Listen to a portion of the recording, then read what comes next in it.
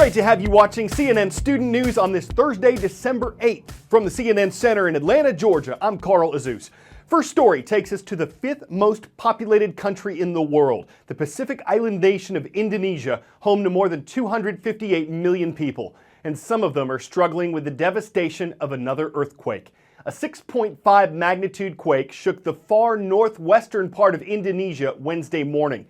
The tremor was shallow, meaning its focus was relatively close to the Earth's surface. And though officials said last night that at least 97 people had been killed, they expected that number to go up as they searched through the rubble. An Indonesian government official says the priority now is search and rescue and that authorities have to move fast. Hundreds of buildings have been destroyed, and though there was no tsunami warning, some Indonesians still fled to higher ground with the memory of the 2004 earthquake and tsunami that killed more than 80,000 people and left millions homeless. Earthquakes are common in Indonesia because of the country's location on the Pacific Ring of Fire. There's one thing you need to know about the Ring of Fire. It produces 90% of the world's earthquakes. The Ring of Fire includes about 450 volcanoes. Many of them are submarine volcanoes, meaning they're underwater, as are 75% of the world's volcanoes in total. Now, the Ring of Fire is also called the Circum-Pacific Belt. It's a result of plate tectonics. The movement of the plates has created a nearly continuous series of oceanic trenches and chains of volcanoes stretching for 25,000 miles. In a horseshoe-shaped pattern from New Zealand past Japan, across the Bering Strait, and down toward the tip of South America. The plate movement also causes earthquakes. Because many of these earthquakes occur in the ocean, the Ring of Fire is also known for tsunamis, produced when the ocean floor is either forced to rise or fall. When a megathrust event happens in this region, the water is displaced and the water pushes ashore. Most tsunamis are only a few inches high. But there are times that that wave and that swell can be as tall as buildings. From shortly after World War II until 1991, the U.S. and the Soviet Union were the two main powers engaged in the Cold War. Now, a lot of experts and analysts have talked about the current tensions between the U.S. and Russia, which was the largest part of the Soviet Union. And these observers have used the term New Cold War to describe what could happen again. But with such dramatic changes in technology between 1991 and now, a modern-day Cold War could look vastly different from the one in your history books. For one thing, not all of the weapons that the nations have today are even visible. The Cold War was a conflict between two nuclear superpowers, West versus East, capitalism versus communism, a high-stakes chess match. The first question is, what's temperature have to do with war? Well, hot wars involve battles and all peace talks have stalled. Warm wars have negotiations. Armies are mobilized, though there's still a chance for peace. But with the Cold War, neither side was in direct conflict. Nuclear weapons made both countries reluctant to fight. Instead, they fought through proxy wars and espionage, and for 45 years, the threat of nuclear war loomed over the world. The conflict ended with the collapse of the Soviet Union in 1991. The question is, are we on the verge of a second Cold War? Today, tensions between the US and Russia have been reignited. Flashpoints like Syria, the annexation of Crimea, and suspicions of state-sponsored hacking have some observers fearing we are already in a new Cold War.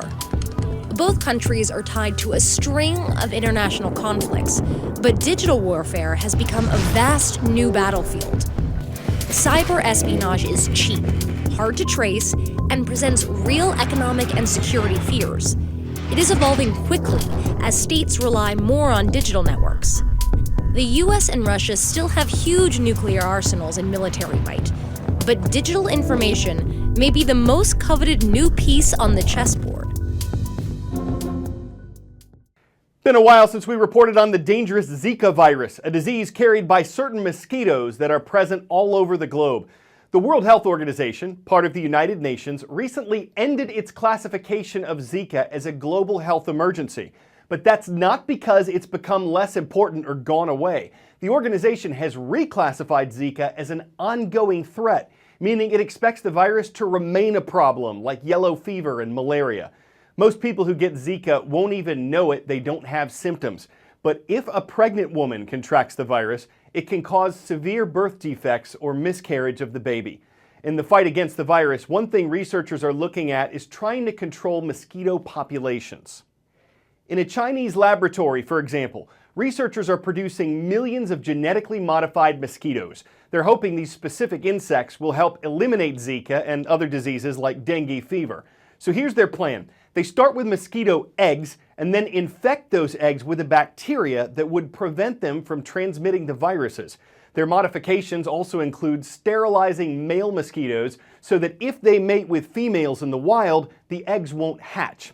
So how do they separate the male mosquitoes from the females? Well, the females are larger, so they get trapped in this liquid while the males wash off. Then the males are released into the wild, 2 million a week on this Chinese island. Male mosquitoes don't bite, so researchers don't have to worry about that.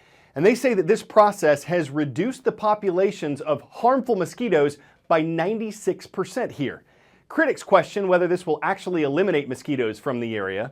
And there are concerns about what would happen if a female mosquito somehow became genetically modified and then bit someone.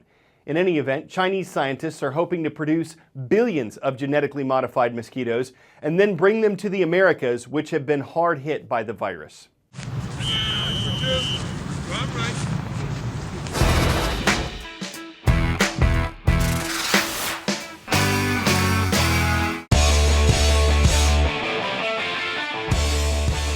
Okay, there's a cutting edge and huge training device out there that a couple of global soccer teams are using to get an edge. It shoots out a ball like a batting cage, and the player in the middle of the room has to field it and then pass it back into one of dozens of grids surrounding him or her.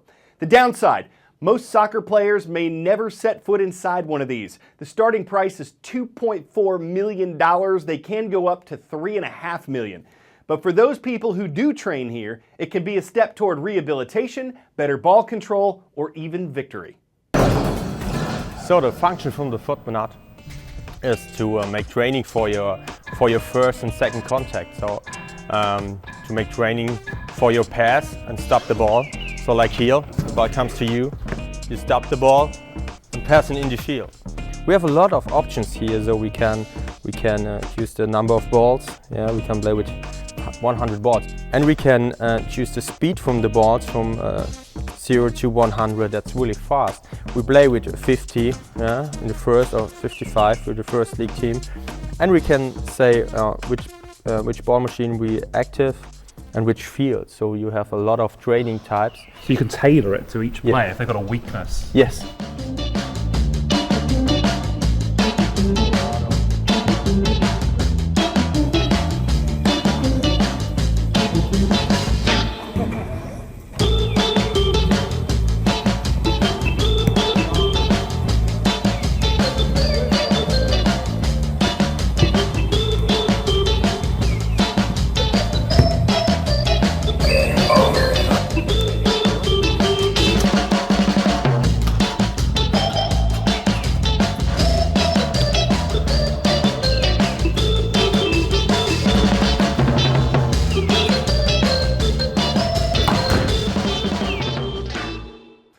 So at its price, it may be foot but not for everyone. But if the weather outside is frightful, or if the field nearby isn't lightful, or if the rest of the team just has something else afoot, this can help solo players get off on the right foot if they shoot over to the foot but not. It'll keep them in touch with agility, and they are sure to get a kick out of it. Oh, come on. I'm Carl Azus for CNN Student News.